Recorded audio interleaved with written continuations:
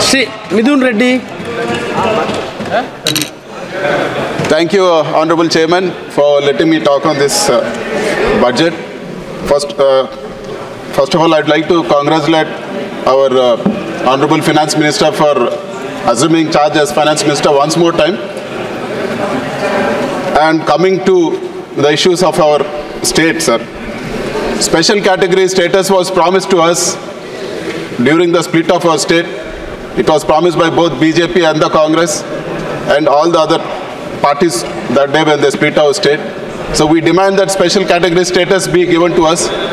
And we don't believe in this package what is being given, sir. The package is like a myth.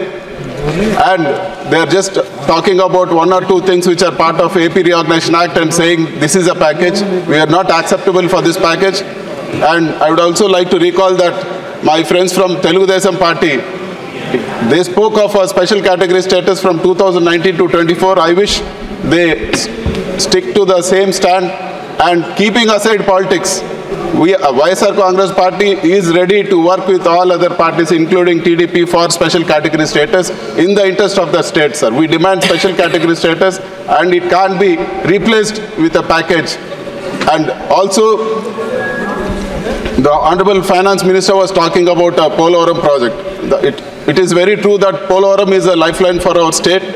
We'd like to know from the Honorable Finance Minister, though it is a national project, why the execution was given to the state government?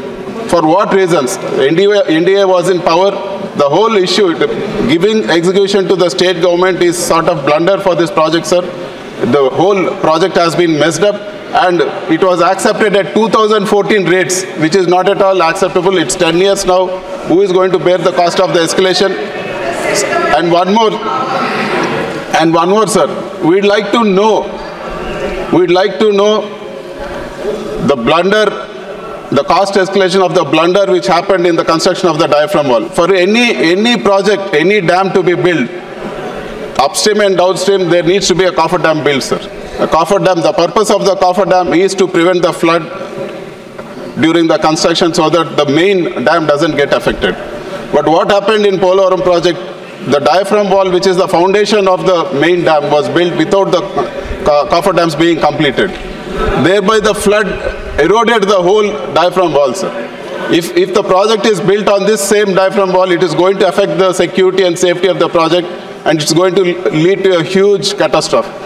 Sir, I would like to know, since this diaphragm wall is damaged, who is going to bear the cost of the diaphragm wall which has to be built parallelly, which has to be constructed again, and it's going to cost thousands of crores? Is the state going to bear this or the center going to bear this?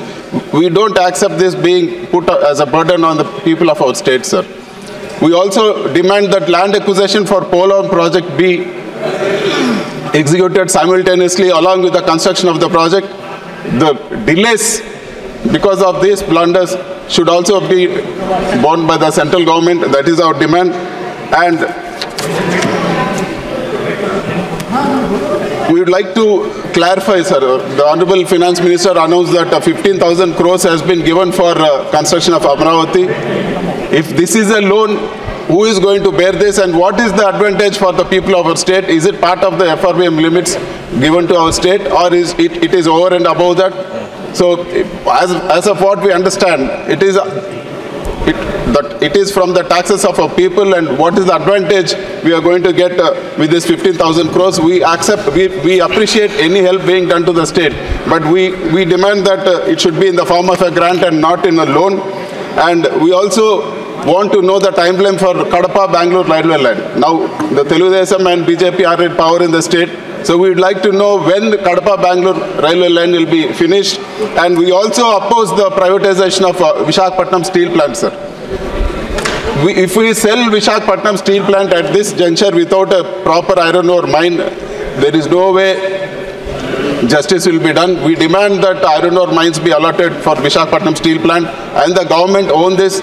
If iron ore mines are allotted to Visakhapatnam steel plant, it will be highly profitable and a big asset for our country. And we strongly oppose the privatization of Visakhapatnam steel plant.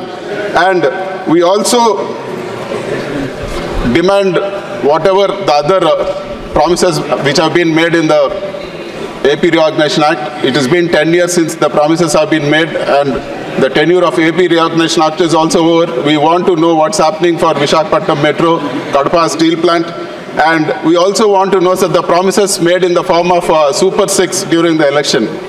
So we would like to know the timeline, because NDA is in power in our state. We would like to know the timeline for the execution of Super 6. We hope that Super 6 promises will not become Sorry 6 promises for our state.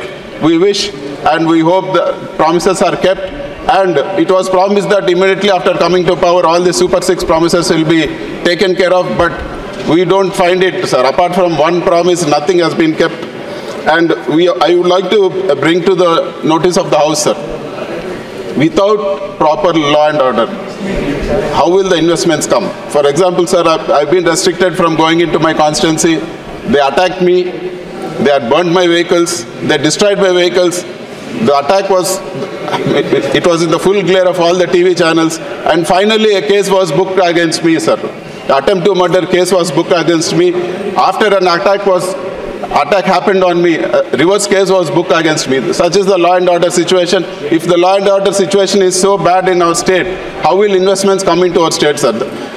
I demand from the government that law and order be restored in our state, and all the violence has to be put to an end. And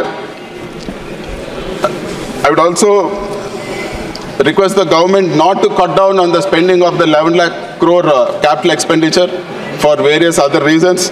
And also I demand that MSMEs be given a top priority, because MSMEs constitute 30% of our GDP and 45% of our exports. They have huge issues in raising capital, sir. So, and they also have huge issues in regulatory compliances.